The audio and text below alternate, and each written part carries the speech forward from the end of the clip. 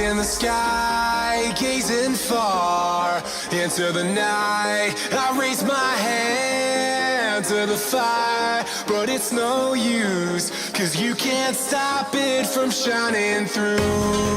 It's true, baby. Hello everybody, welcome to the channel. This time we're talking about Kove 450RR. This is my second time riding this machine, and so far I think that this is the bike that can teach you so much. So without further ado, let's go. This is 4-cylinder liquid cooled engine which has 443cc, so the power is 75 horsepower and you can get 39 Nm of torque at 10,500 RPM. So you don't have to rev it up as much as Kawasaki. Alright guys, so this time I'm going to try launch control. Ready?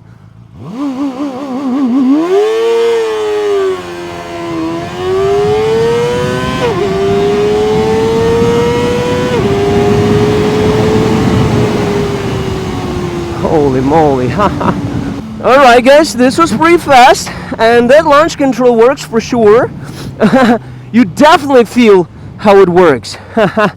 I wonder what my acceleration was. Again guys, I suck really badly in acceleration. I don't really know how to launch the bike.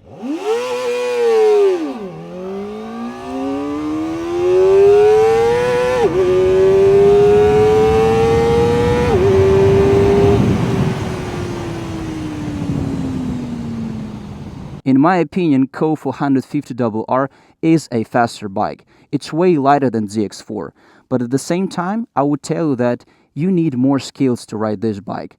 From time to time, I felt as if I have to be really skillful in order to launch this bike properly. And there are a bunch of people online who are launching this bike from 0 to 60 in something like 3.6 seconds. Meanwhile, my result was the same. Actually, my result was even better on ZX4.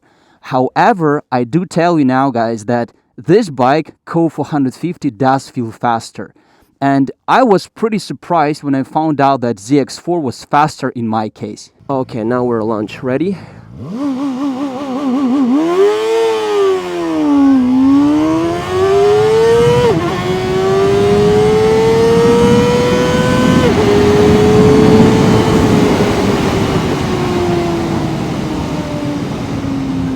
Oh, whoa. I'll tell you what I think about this machine.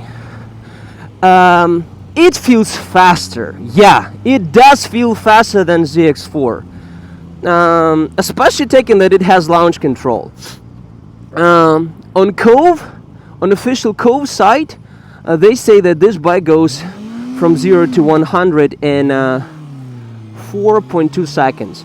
Initially, people were saying that it's faster than that. As far as I can tell, most people, they were saying that this bike goes from 0 to 100 in less than 4 seconds. And it's really hard to tell. One thing for sure is that this bike is really fast. It feels definitely faster than ZX4. But again, I need to watch the video, I need to measure that acceleration.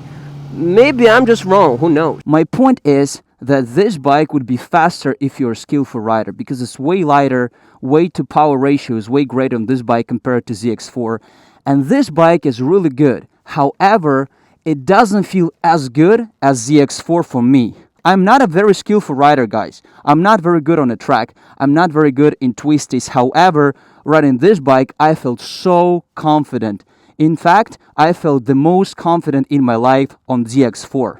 This bike has a very linear power delivery, and the torque is available straight from the bottom, so it doesn't feel faster once you hit that red zone. And Kawasaki feels pretty mellow till you get to that 10,000 RPM zone. So this difference is pretty big, and you will notice it for sure. Alright guys, so I want to tell you one thing right away. So this bike doesn't feel faster in the red zone. So the power delivery is very linear. It feels fast all the way up to the red zone.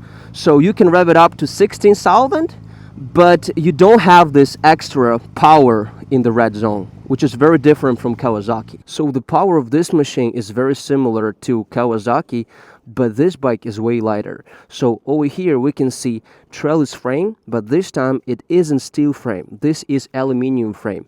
And this bike is really light, so the curb weight of this machine is only 165 kilograms. This bike has 300mm dual-sided disc, and it has 4-piston caliper, which comes from Tesco. And from behind we have 220mm single disc and 1-piston caliper. So it is time for me to check the brakes.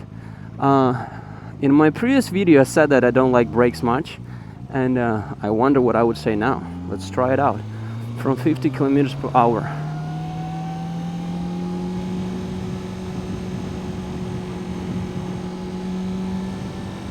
Braking.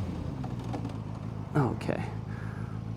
The ABS was just pretty intrusive now. Brake-wise, these two bikes are great. However, I would tell you that I think that Kove 450RR has more intrusive ABS. Meanwhile, Kawasaki's ABS is just perfect. It's not obvious whatsoever. So I do prefer ABS of Kawasaki ZX4 over Kove. But this bike has really nice modes. So it has performance ABS, which would allow you to do super effortlessly stoppies and other things like that. And for sure, if you're racing on a track, this bike would be more appropriate. It has more features for a track.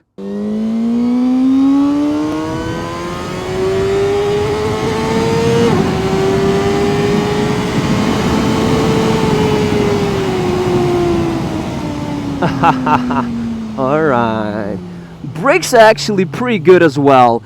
Right now I'm of course in standard ABS mode, and this mode feels really good. Again, it's not as good as Kawasaki, I would say, but not bad so far. Actually, these brakes are good. I would not say that they are as good as on Kawasaki, but still really good.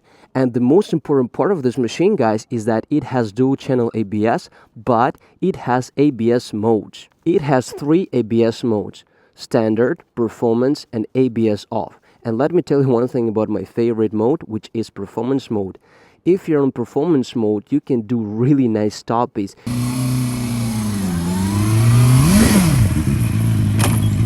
You can learn to do rolling stoppies and so on. And this is the reason why I think that this bike can teach you a lot. But one thing I want you guys to know is that if you're a beginner, please do not try that performance mode. So this performance mode is pretty dangerous, and there are a bunch of videos online where people are doing front flips while on performance mode. And I want to give a credit to Kove because they know that performance mode might be dangerous, so every single time you try to switch to performance mode, bike gives you that notification. So you need to confirm that you want to be on performance mode. The seat height on this machine is 780 millimeters. However, it's adjustable, so you can pick up 3 options: 780, 790, or 795 millimeters. And speaking about the seat, the material is really nice. It is reminiscent of Alcantara. And once I sit on the machine, I look like this. So this position is very similar to Kawasaki ZX4RR. The foot pegs are exactly where Kawasaki's foot pegs are. I didn't know what I was smoking, but we can clearly see that on Kove, foot pegs are way higher than on Kawasaki. There's only one tiny difference. I would tell you that on this machine, I am a bit more leaned over. So once I ride for a long time, I feel a bit more tired. A huge plus of this bike over Kawasaki ZX4 is that once you ride with a passenger and want to start braking hard, you do not have that bad feeling in terms of your private area. You know what I'm talking about? So your private area feels way better if you're riding with a passenger compared to ZX4. Kove 450 has 14-liter tank capacity, which is pretty nice. It's 1 liter less than on Kawasaki ZX4. Speaking about electronics, it has 2 power modes, Eco and Sport. On top of that, it has traction control modes. It has ABS modes, which makes this bike really unique. The biggest difference for me between this bike and Kawasaki is the throttle. So this bike is way jerkier. It's way less predictable.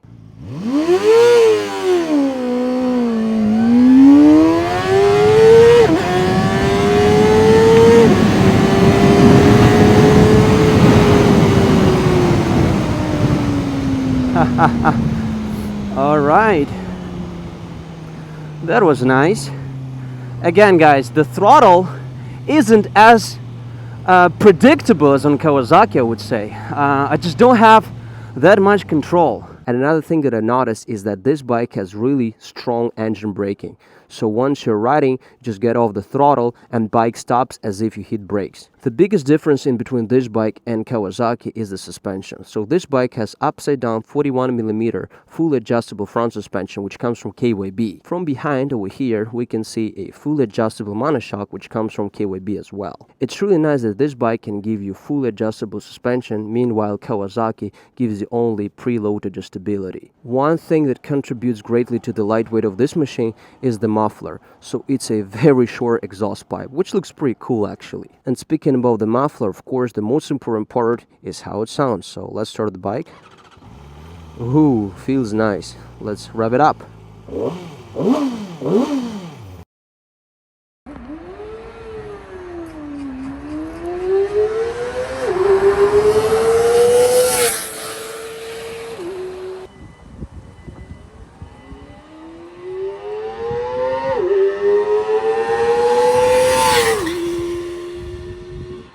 And as far as I can tell, this was the first bike which had ram air system, which is a very cool thing from Kove. One thing I don't like about this machine is the clutch lever. So it's not adjustable and it's engaging really far. But this is just a matter of your own preference, guys. So probably some people would like it. The only problem I have with this bike is reliability. I'm not sure whether this bike is reliable or not. As I was launching this bike, the clutch cable snapped. So we press launch control button. Yeah, it's here. Ready? Let's go.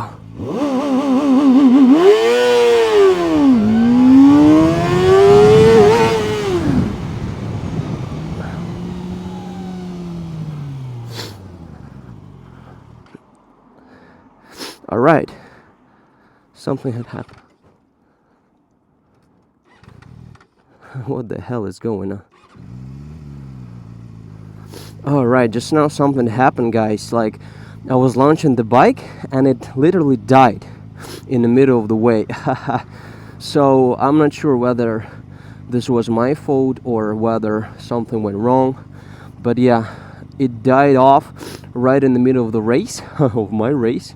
And I'm not sure whether this is my problem or whether this is bike's problem, but this is the first time I had the problem like that. It wasn't a big problem for me to fix that thing. However, when I was riding without a clutch, it was pretty stressful. So I do not recommend you to ride without your clutch, guys. I really like the design of this machine. It looks really good. I do like those winglets, even though they're made of plastic, but somehow it feels pretty legit. The plastic feels high quality.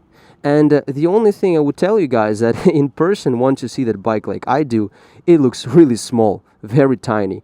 But ergonomic wise, still, it's pretty comfortable for me. I'm 1 meter 85 centimeters. These two bikes, they have absolutely awesome gearboxes. However, ZX4 has quick shifter up and down. Meanwhile, Kove has quick shifter up. It does have a quick shifter down. But I would tell you guys that quick shifter up works so well on both of those bikes that I was really surprised, because I thought that Kawasaki would be the winner for sure. But now I think that these two bikes have pretty much similar gearboxes. Alright guys, so as a conclusion of my video, I would tell you that these two bikes are absolutely awesome.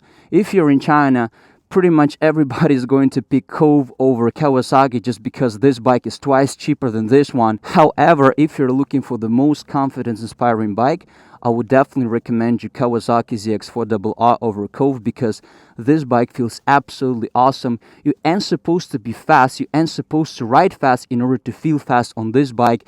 And once you hit twisties, you feel like Rossi. I'm not joking, guys. This is the most confidence-inspiring bike I have ever ridden in my life. Meanwhile, on Kove 450RR, I didn't feel as confident. This bike is really stable for its weight, so the weight of Kove is only 165 kilograms. And guys, actually, after measurement, people found out that this bike is even lighter. So the real weight of this bike, curb weight, is 161 kilograms. So this bike is super, super light, and it's still pretty stable, but not as stable as Kawasaki ZX4. So stability-wise, I would say that these bikes are very close, but still I would pick zx4rr over Kove.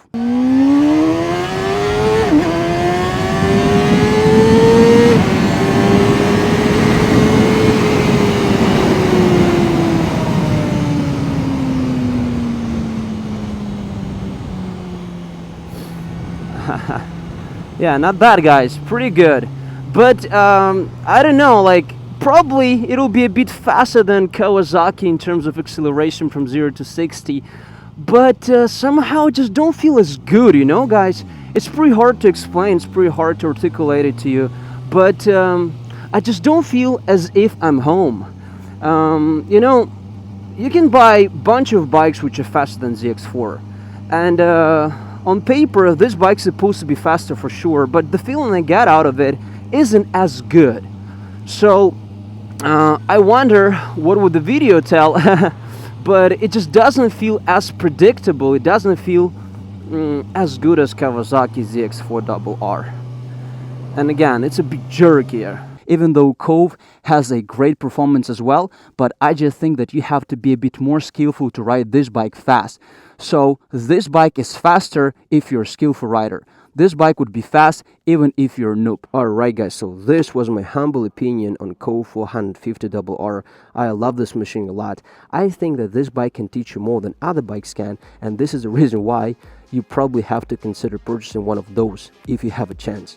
And yeah, if you agree with me, please hit the like button, subscribe to my channel, you can leave me a comment below, and as always, I see you in the next videos. Bye everybody.